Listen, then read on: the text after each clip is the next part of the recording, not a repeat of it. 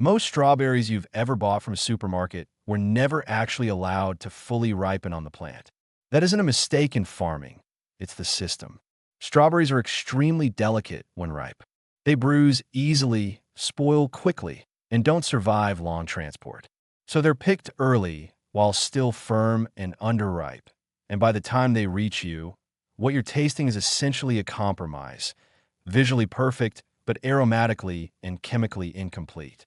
That's why store-bought strawberries often feel watery, mildly sweet, and slightly hollow in flavor compared to what you remember from childhood or from rare perfect berries. A truly ripe strawberry is something else entirely. It's intensely fragrant before you even touch it. The surface is deep red all the way through, not just on top. And when you bite into it, it doesn't crunch, it collapses, releasing a burst of juice that tastes almost unreal compared to commercial fruit. The interesting part is that this version of a strawberry isn't rare. It's just local. It comes from fruit picked at the exact right moment, not before it. And the only way to reliably get that experience is to grow them yourself.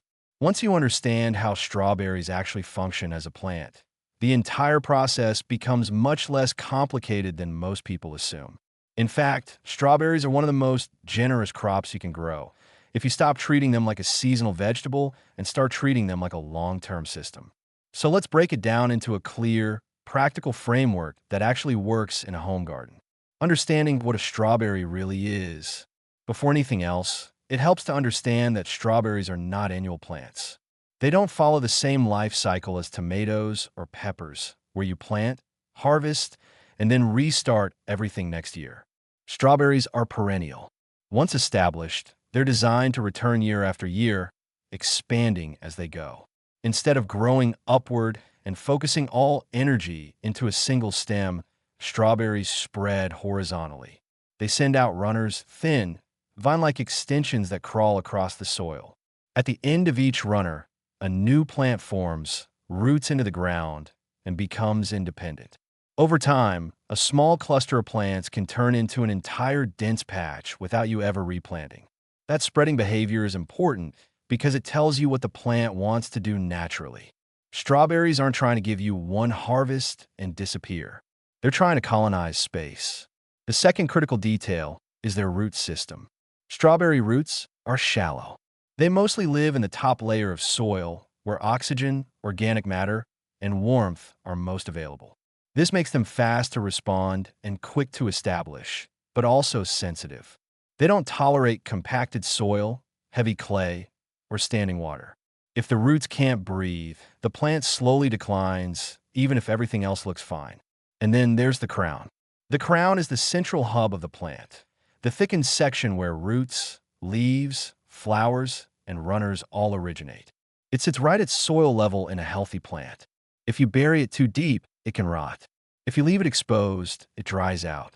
Almost every long-term strawberry failure can be traced back to crown placement being slightly wrong. Once you understand those three things, runners, shallow roots, and the crown, you already understand most of what matters.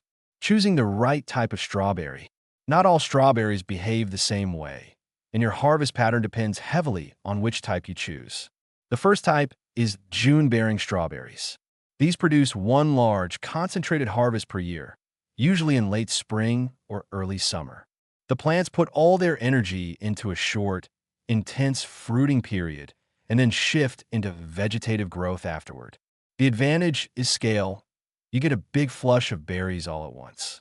The disadvantage is timing. You harvest heavily for a few weeks, then wait until next year. The second type is ever-bearing strawberries.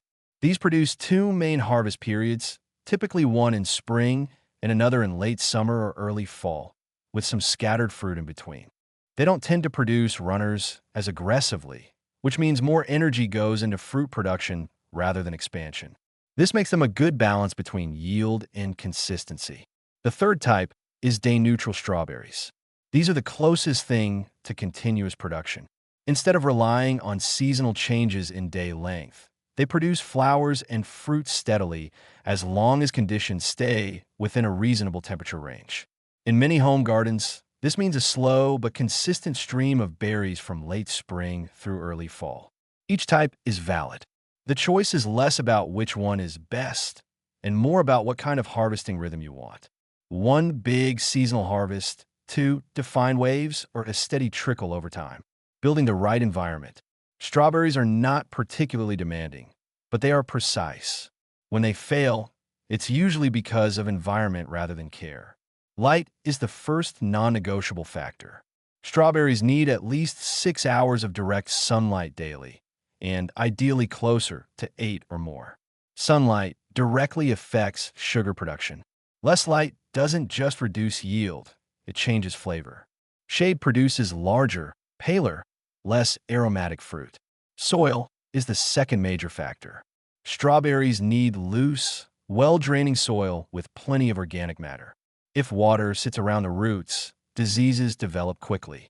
Heavy clay soil is especially problematic unless it's significantly amended or raised. A slightly acidic pH, roughly between 5.5 and 6.5, is ideal. Outside of this range, nutrient uptake becomes less efficient even if the soil looks rich on paper. Drainage is often the real deciding factor. If rain leaves standing water in your bed, strawberries will struggle long-term. Raised beds solve this naturally, but even in-ground beds can work if the structure is loose enough. Adding compost before planting is one of the most effective improvements you can make.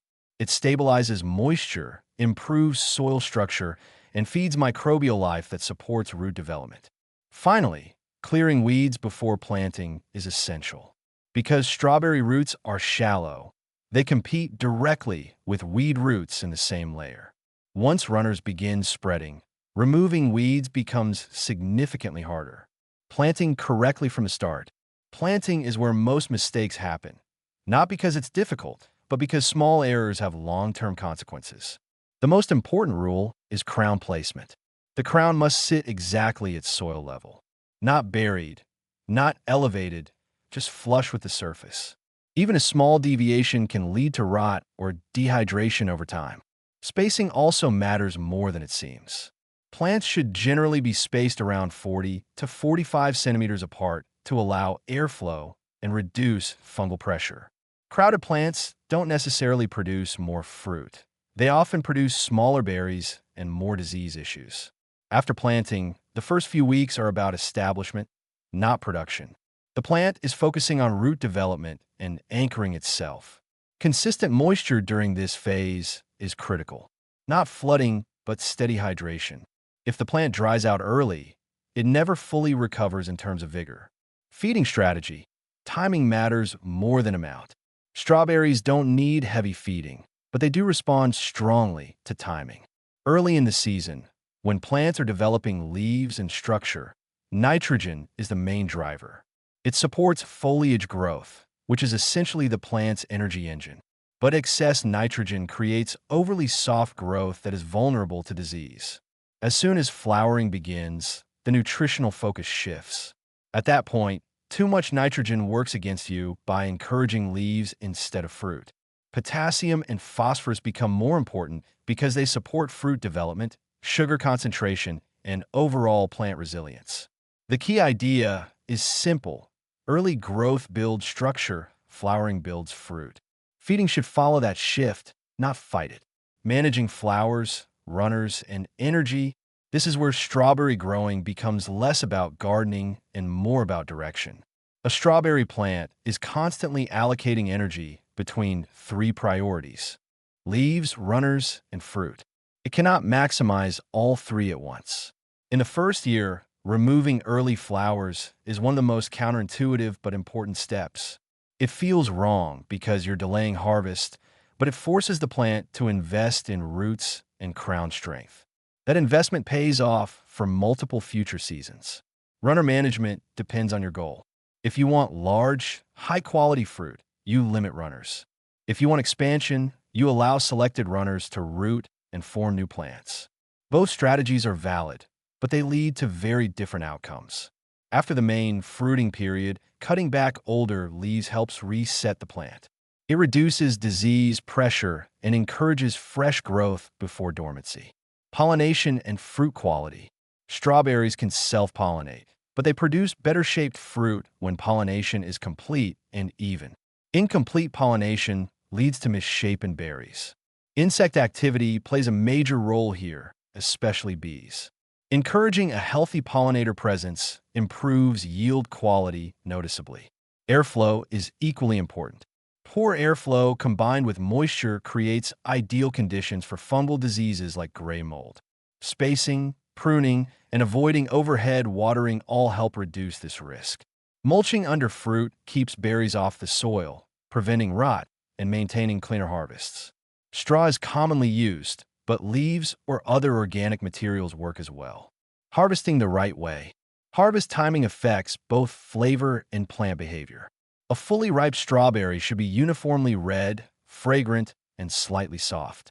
If picked too early, it never develops full flavor, even if it continues to color afterward. Harvesting regularly also encourages more production. When fruit is left too long, the plant begins to slow down flower production. Frequent picking signals the plant to keep going. It's also better to cut or pinch the stem rather than pulling the berry directly to avoid damaging the plant. Long-term care, turning strawberries into a system. The real difference between a short-lived strawberry patch and a long-term productive bed is renovation. After each season, removing old leaves, refreshing compost, and resetting the bed keeps plants vigorous. Strawberries naturally decline after a few years, but they continuously produce replacements through runners. By selectively replacing older plants with younger runner plants, the entire system can remain productive indefinitely. Instead of replanting each year, you're continuously renewing the population. Over time, the soil improves, the plants adapt, and the system becomes more stable, not less. Final idea. Strawberries are often treated like a fragile seasonal crop, but they're actually one of the most self-sustaining plants you can grow. Once established, they don't just produce fruit, they build their own ecosystem. The difference between average berries and exceptional ones isn't complexity. It's timing, structure, and consistency. When you work with the plant's natural behavior instead of against it, strawberries stop being a yearly project and become a long-term system that quietly improves every season.